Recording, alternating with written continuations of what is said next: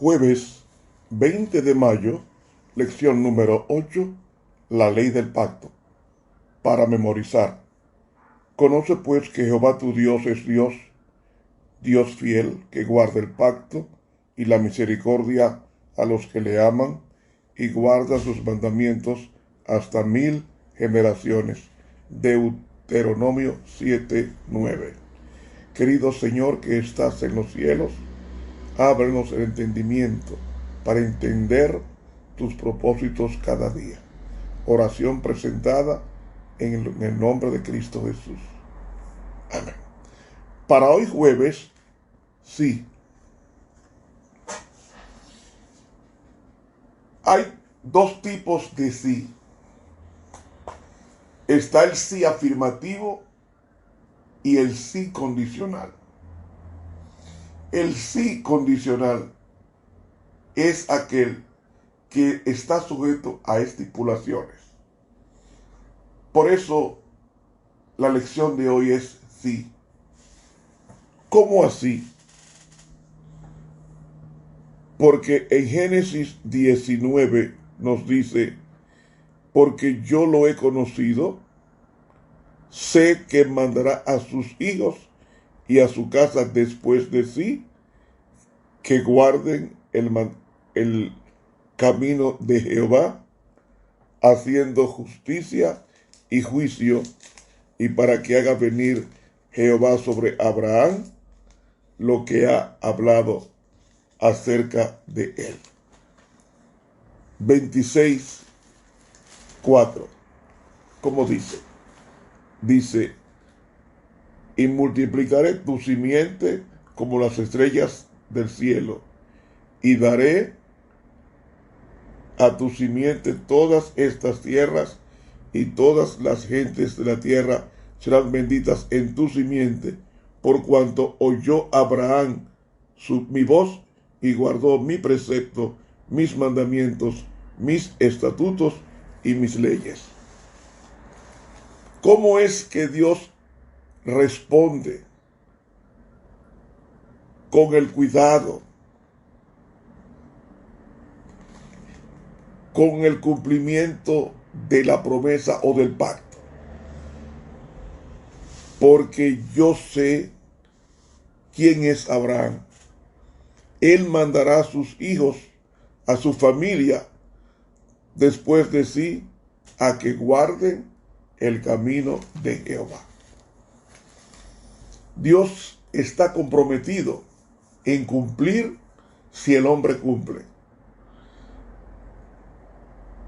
Cuando Él dice, multiplicaré tu descendencia como las estrellas del cielo, se está refiriendo a como Él está cumpliendo mi pacto. ¿Cómo yo sé que cumplió mi pacto? Dice, por cuanto oyó Abraham mi voz y guardó mi precepto, mis mandamientos, mis estatutos y mis leyes. Es un sí condicional.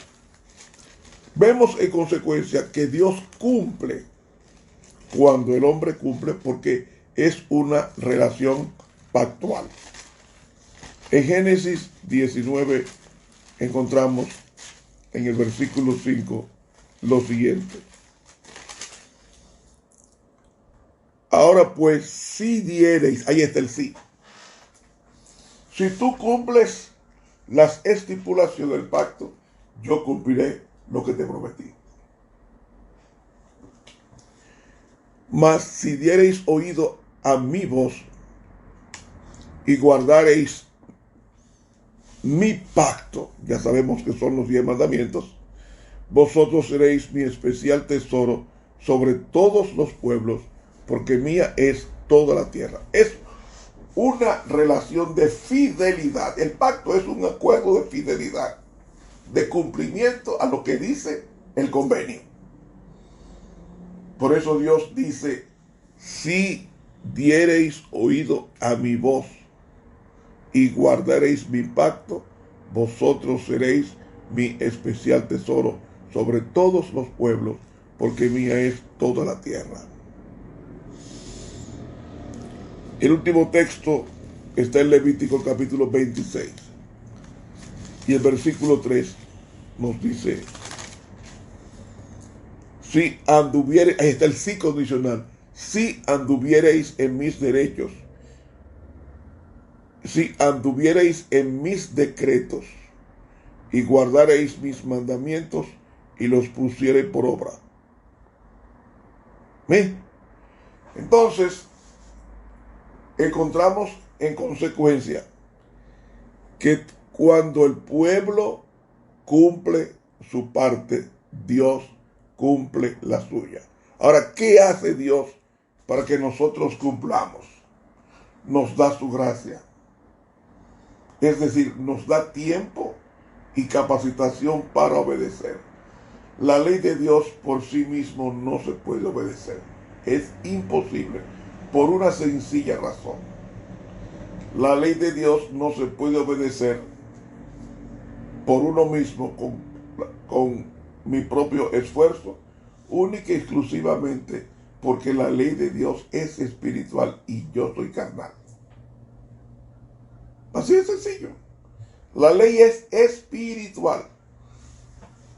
Yo puedo guardar la ley en el sentido literal. ¿Cómo así? Yo puedo no matar a nadie, ni con cuchillo, ni con palo, ni con revólver, con nada. Y pasarme 30, 40, 50, 60, 80 años sin haber matado a nadie. Pero eso es la ley literal, no la ley espiritual. La ley espiritual dice, oíste lo que fue dicho, no matarás, mas cualquiera que se enojare locamente con tu hermano es culpable del juicio. Ahí está hablando Jesús de la ley espiritual. El verbo matar, el sexto mandamiento, no es no agredir físicamente a otra persona. Implica no hacerle daño con la lengua a esa persona, calumniando a esa persona, insultando a esa persona, denostando a esa persona. Eso viola el sexto mandamiento sin tirar un tiro, ni dar una puñalada o estocada, ni golpear con un palo, ni con una piedra. ¿Ve? Se puede guardar la ley en forma literal y estar perdidos. Estar perdido. Porque los fariseos la guardaban así. El fariseo no mataba a nadie. El fariseo no mataba a nadie. Pero nos dice la Biblia que los fariseos, en Juan capítulo 11, después de que Jesús resucita a Lázaro, ellos no mataron a Jesús, pero dice el versículo 53 de Juan 11, así que desde aquel día consultaban juntos de matarle. ¿Qué fue lo que produjo la decisión de matar a Jesús? ¿Cuál fue? La resurrección de Lázaro. Los fariseos no mataron a nadie, pero dice aquí, mas ellos desde aquel día acordaron juntos de matarle. ¿Cómo fue que los fariseos mataron a Jesús? No cogieron un palo, no, ellos apresaron a Jesús y se lo llevaron a Pilato, y que lo mate Pilato, pero ellos estaban contribuyendo con esa actitud en el crimen de inocencia contra Jesús. Un crimen a un inocente que lo estaban acusando violando el 10º mandamiento. Dicen no, el 9º mandamiento que dice no levantarás falso testimonio. 9º mandamiento. No levantarás falso testimonio. Y eso hicieron ellos. Entonces, la ley usted la puede guardar en forma literal, no matar a nadie, pero cuando usted insulta a un hermano,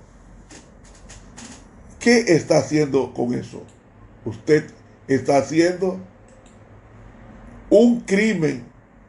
Un crimen. Un crimen. ¿Por qué un crimen?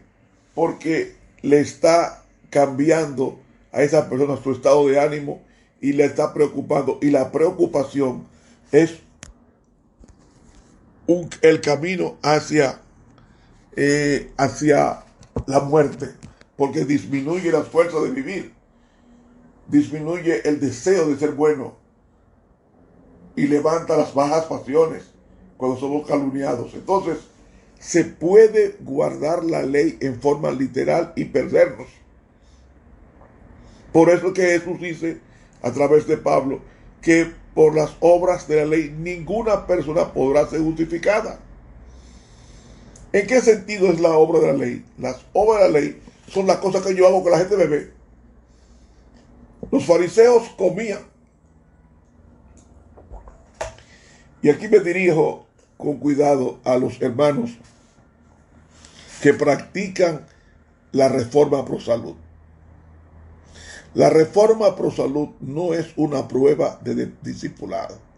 Entonces, si ven a un hermano que come carne, ya comienzan a criticarlo y a decir que no va a entrar al cielo.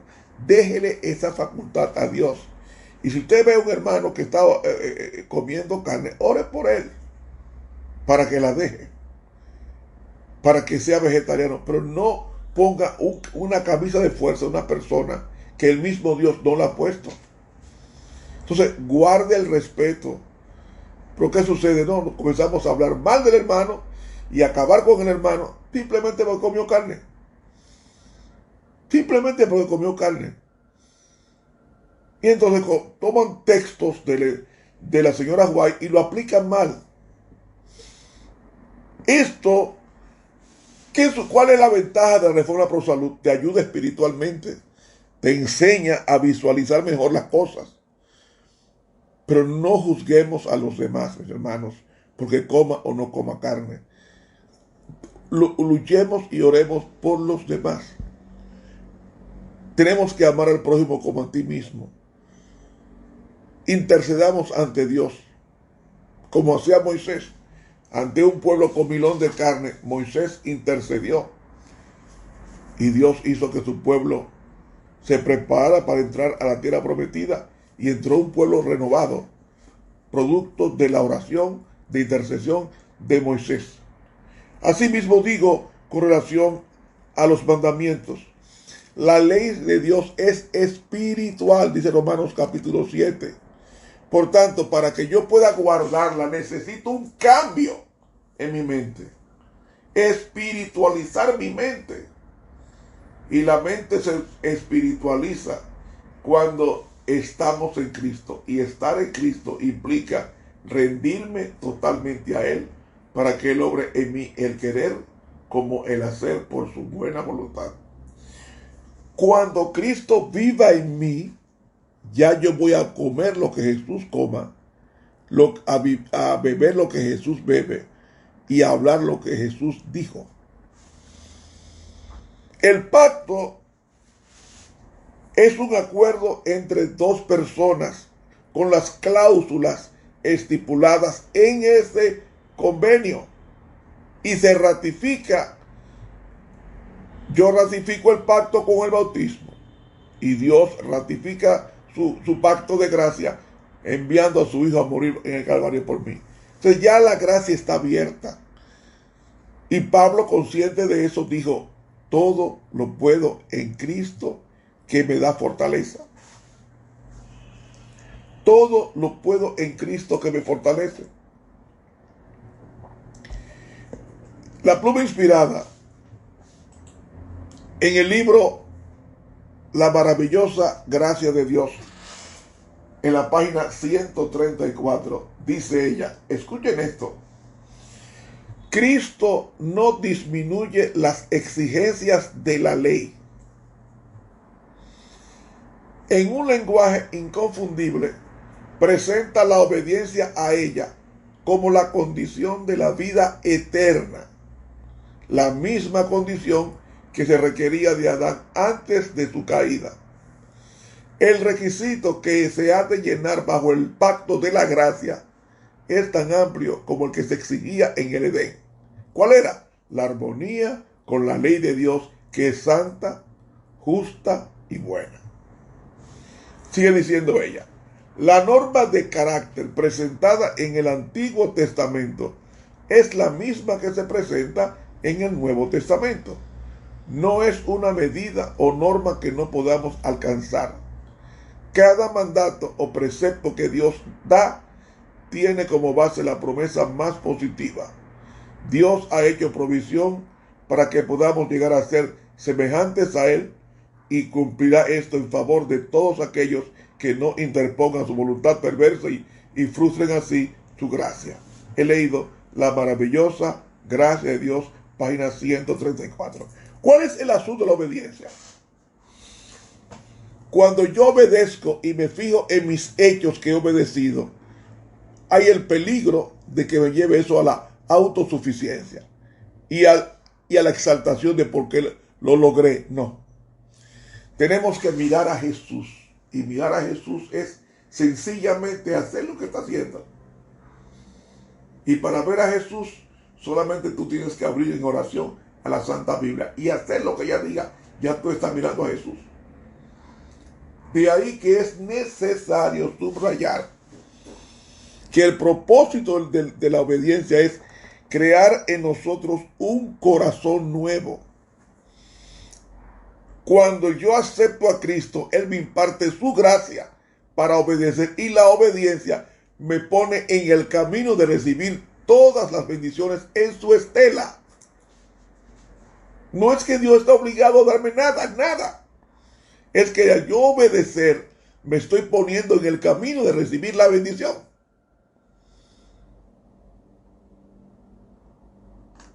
¿Me está entendiendo? Dice la sierva, a fin de conocerle, página 298, lo siguiente. Tenemos una obra que hacer en la formación del carácter según el modelo divino. Y dice, hay que extirpar todos los malos hábitos. Los impuros deben hacerse puros de corazón. Los egoístas deben quitar su egoísmo. Los orgullosos deben despojarse de su orgullo. Los autosuficientes deben vencer su confianza propia y comprender que no son nada sin Cristo. A fin de conocerle, páginas 298 y 299 de la Pluma Inspirada. Hermanos, Dios quiere que alcancemos el ideal de perfección alcanzable por todos. Y Él nos vive invitando diariamente a que escojamos el lado de la justicia y ponernos en relación con los ángeles. Los ángeles son los agentes que Dios ha designado para que nos ayuden a cumplir todas las promesas de Él.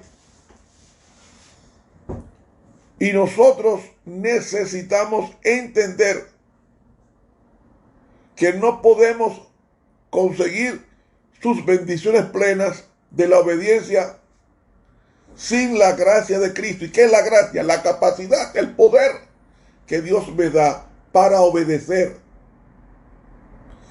Y esa gracia es la que nos capacita para obedecer las leyes de Dios y para liberarnos de la esclavitud de los malos hábitos. Entonces, ¿qué es la gracia? En ese sentido, la gracia es el poder de Dios. Es el Espíritu Santo ofrecido al pecador para que venza todas sus malas inclinaciones heredadas o cultivadas. Porque el propósito de la obediencia es reflejar el carácter de Cristo. Reflejar el carácter de Cristo significa comer como Jesús comió, vestir como Jesús vistió, beber como Jesús bebió y obrar como Jesús obró. ¿Y cómo obraba Jesús? Se mantuvo viendo al Padre permanentemente, de tal manera que digo igual, el Padre y yo una cosa somos. Para entender la unicidad, como dice Juan, no he venido a hacer mi voluntad, sino la voluntad del Padre que me envió. Ahí cuando nosotros lleguemos a esa experiencia de vivir como Cristo vivió. En Juan 6:38 nos dice, porque he descendido del cielo no para hacer mi voluntad, mas la voluntad del que me envió. Eso es obediencia. Y esta es la voluntad del que me envió, del Padre. Versículo 40, y esta es la voluntad del que me ha enviado, que todo aquel que ve al Hijo y cree en Él tenga vida eterna, y yo le resucitaré en el día postrero. Amigo, hay que estar consciente de esto. La última cita que invoco es esta. La condición para alcanzar la vida eterna es ahora exactamente la misma de siempre, tal cual era en el paraíso antes de la caída de nuestros primeros padres. La perfecta obediencia a la ley de Dios. La perfecta justicia. Si la vida eterna se concediera con alguna condición inferior a esta, peligraría la felicidad en todo el universo. Se le abriría la puerta al pecado con todo su séquito de dolor y miseria para siempre. Es la perfecta obediencia, la maravillosa casa de Dios, página 134. Es la perfecta obediencia que Dios está pidiendo. ¿Y cómo puede haber perfecta obediencia si yo soy carnal? La perfecta obediencia consiste: venid a mí todos los que estáis trabajados y cargados, que yo les daré descanso. Aprended de mí, que soy manso y humilde de corazón, y hallaréis descanso para vuestras almas. Aprendan de mí. ¿Para qué se le pone yugo al buey? Para servir, para disciplinar, para someter a las directrices del yugo impuesto por la persona que enyugó. Eso es Cristo. Eso es Cristo. Mi yugo es fácil y ligera mi carga. El yugo de Cristo es someternos a su voluntad. Y cuando nos sometamos a su voluntad, veremos que no es tan yugo de servicio. Es un yugo de amor hacia aquel que nos salvó en el Calvario. ¿Saben, mis hermanos? Aprenda. Nadie puede obedecer la ley de Dios en forma espiritual a menos que la persona sea transformada a lo espiritual. Y el apóstol Pablo sí entendía eso. En Romanos 8 lo dijo, versículo 3, porque lo que era imposible a la ley, por cuanto era débil por la carne, Dios, enviando a su Hijo en semejanza de carne de pecado, y a causa del pecado, condenó al pecado en la carne, para que la justicia de la ley fuese cumplida en nosotros, que no andamos conforme a la carne, mas conforme al Espíritu. La obediencia que Dios acepta es aquella que viene del Espíritu Santo imputado en nosotros. Por eso es que nos dice Gálatas 5:22, mas el fruto del Espíritu Santo es amor, gozo, paz. Es decir, las obras que yo viva, ya no vivo yo, mas vive Cristo en mí. ¿Cómo Cristo vive en mí? Por medio de su palabra obedecida. Y Dios nos da su gracia, su poder para obedecerla. Todo lo puedo en Cristo que me fortalece, dijo el apóstol Pablo. Entonces, ¿qué me dice aquí? Versículo 7. Dice, versículo 5, porque los que viven conforme a la carne, de las cosas de la carne se ocupan. ¿Y cuáles son las cosas de la carne? Envidias, hechicerías, idolatría, adulterio, fornicación, inmundicia, banqueteos o borrachera. Todas estas cosas son de la carne. Mas las cosas del Espíritu, dice aquí, más lo que conforma el Espíritu de las cosas del Espíritu. ¿Cuáles son las cosas del Espíritu? Amor, gozo, paz, tolerancia, benignidad, bondad, fe, mansedumbre, temperancia. Contra tales cosas no hay ley. Entonces, por cuanto la intención de la carne es enemistad contra Dios, porque no puede sujetarse a la ley de Dios, ni tampoco puede. Así que los que agradan, los que están en la carne, no pueden agradar a Dios. Y versículo 9 dice: mas vosotros no estáis en la carne, sino en el Espíritu, si es que el Espíritu de Dios mora en vosotros. Si alguno no tiene el Espíritu de Cristo, el tal no es de él. ¿Cuál es el Espíritu de Cristo? El Espíritu Santo, derivado de su muerte en nuestro favor, para que nosotros vivamos una vida conforme al Espíritu, es decir, conforme a las obras del Espíritu Santo y no a mis obras de la carne. Cuando hagamos esto, entonces el sí condicional se va a convertir en una realidad, porque obedeceremos alegremente los mandamientos de Dios, los cuales no son penosos. Que Dios nos bendiga. Nos habló el profesor Ramón Romero.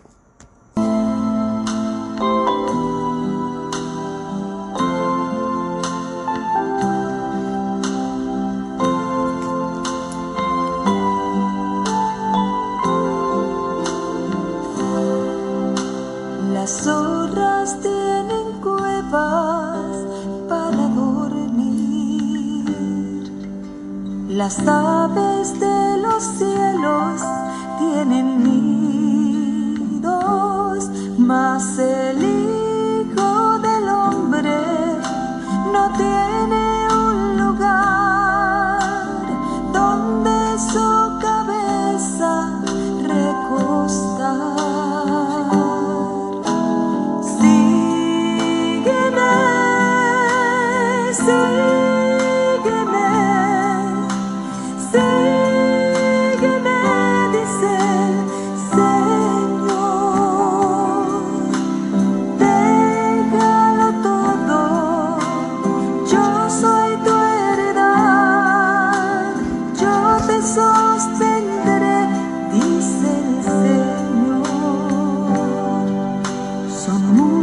Los discípulos del Señor, pero pocos le conocen en su intimidad.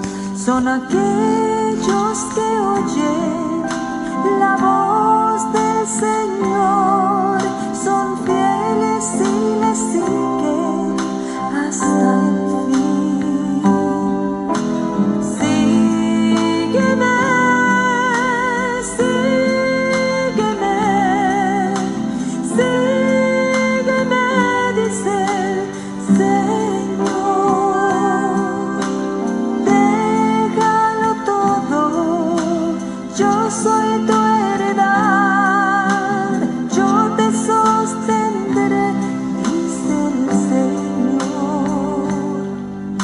Cordero vi reinando sobre el monte de Sión, y con él todos aquellos que le sirven,